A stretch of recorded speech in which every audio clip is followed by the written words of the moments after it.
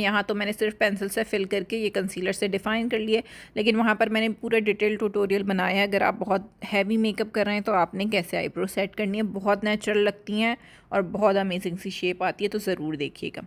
अब मैं कंसीलर लगा के आईब्रोज़ की नीचे वाले पार्ट को शेप दे रही हूँ। ऊपर वाले पार्ट को मुझे इतना नहीं लगा कि नीड है, तो मैंने सिर्फ नीचे से दिया है ताकि आईब्रोज़ थोड़ी सी नेचुरल भी लगें और आई मेकअप के साथ पूरी बैलेंस भी हो जाए।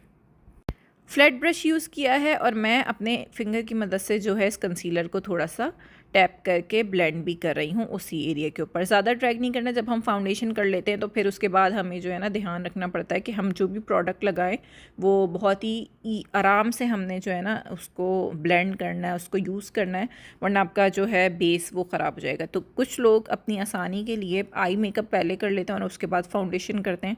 मैं पहले फाउंडेशन कर लेती हूँ और फिर आई मेकअप करती हूँ। तो ये आपकी अपनी चॉइस है, आप कोई भी चीज़ पहले कर सकते हैं जिसमें आप कंफर्टेबल हों।